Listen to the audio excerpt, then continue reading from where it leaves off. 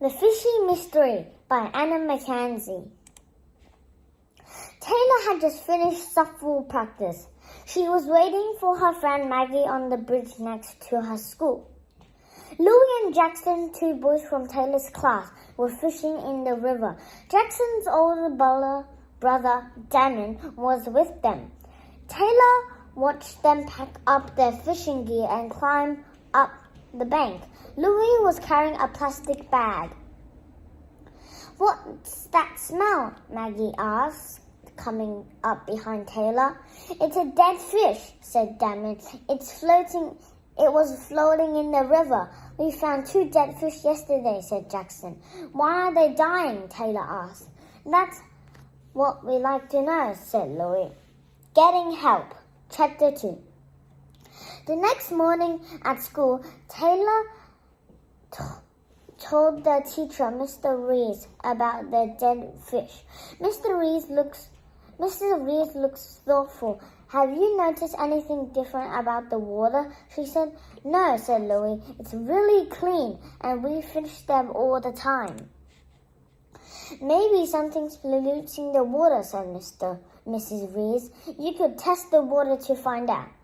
"How will we do that?" Taylor asked. "Well, next time you're fishing," Mrs. Rees said, "you could collect some water samples. I have a friend who teaches science at high school.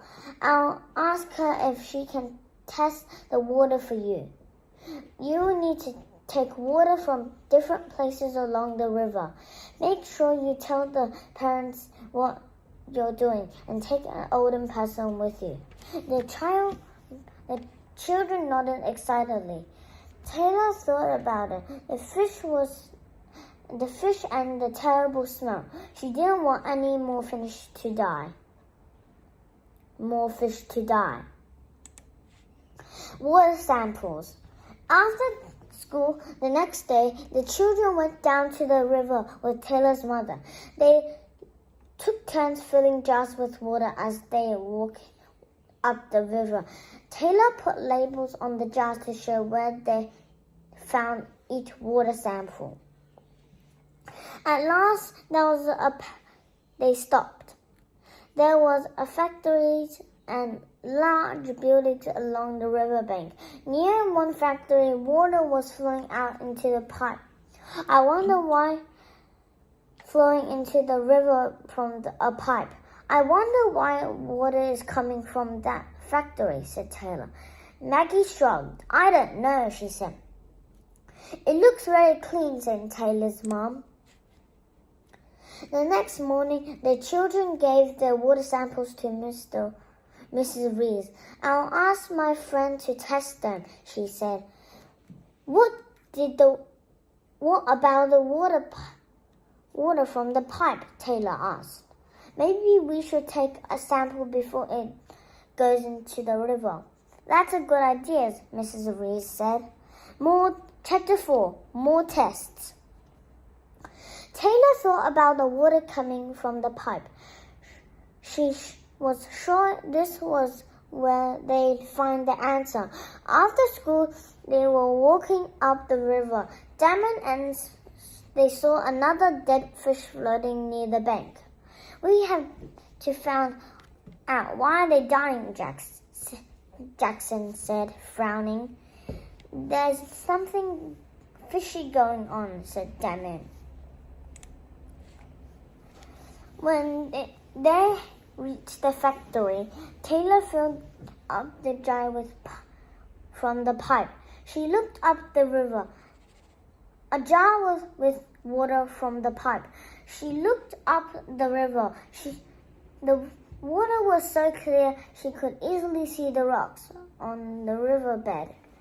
Then she looked at the water pipe. Everything looked just as. Then she looked at the water by the pipe. Everything looked just the same, except. "Look!" Taylor shouted.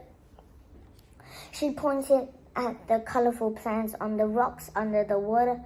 "There are lots of plants growing near the pipe," Damon said. "But there aren't so many down the river." There aren't many growing up the river either, said Maggie. But plants don't kill fish, do they? Asked Louis. The children looked at each other. Suddenly, Louis grabbed his backpack. Come on, he said. Let's go to my place. I know where we can find some answers. Chapter 5. Searching for answers. We can look on the internet, Louis said. Mom! Then when they arrived at his house. Mom, he called. Is it okay if we go online? Louis' grandmother came into the room. Your mom's at the supermarket, but I'm sure she won't mind if you use the internet. I hope you're doing homework, she said, smiling. It's a school project, Grandma, Louis said. These are my friends, Taylor and Maggie, and Jackson. I know he's always hungry, she laughed. Come into the kitchen when you're finished. I've just made a cake. Thanks, Mrs. Drake, said Jackson. I know a good website to search, said Louis as he tapped the keys. Let's search on water pollution. First look at this, he said. It says a lot of freshwater fish around the world are in danger of extinction. Does it say why? Asked Maggie. Yes, it's because of the pollution in the water, like chemicals and fertilizer and thermal pollution. Thermal pollution, said Taylor slowly. What's that? That's when people put hot water back into the river, said Maggie. The water from the pipe felt warm, said Taylor. The others looked at her, but warm water couldn't kill fish, couldn't it? Louis turned back to the computer and began another search. Taylor and Maggie and Jackson looked over to his shoulder. Yes, it can, Taylor shouted. It says here, if the water is too warm, it can cause all kinds of problems. Warm water makes more plants grow, and it can harm fish because they're used to living in cold water.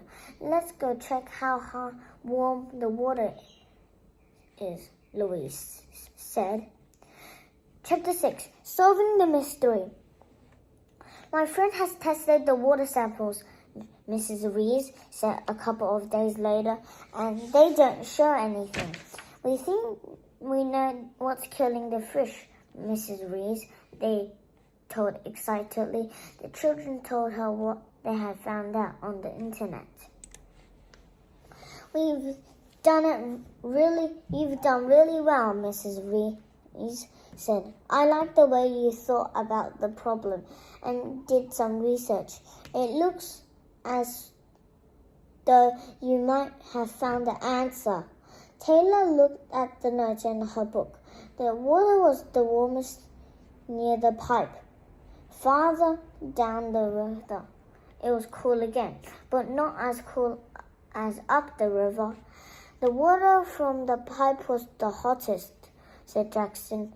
It was a few degrees higher than the water up the river. That's enough to cause big problems for animals and plants living in the river, said Mrs. Rees. What should we do now? Asked Maggie. I think we should wait another day, then do the test again. Just to be sure, said Mrs. Rees. After that, we'll talk to the factory about it. Good work. A few weeks later, Mrs. Rees brought a guest into the classroom. Class, this is Mrs. Mitchell from the Conway factory. A couple of weeks ago, Mr. Mitchell said, Taylor, Louis, Maggie, and Jackson discovered that fish were dying in the river near your school. Jackson looked down at his feet and Taylor blushed. We use a lot of water from the river to cool our machines, Mr. Mitchell said. He drew a diagram on the board. When we put the water back into the river, we make sure it isn't too hot. We found out that the water we're putting putting back was too warm because one of our machines wasn't working properly. He told the class that because the children were, the problem had been solved. To say thank you, Mr. Mitchell said, smiling at the 4 children, I'll have some junior science kits to give to you. We would also like to take you all to our tower of the factory. Thank you, said Taylor. I can't wait to see the factory. Jackson and Louis smiled at each other. We can't wait to go fishing again, they said together.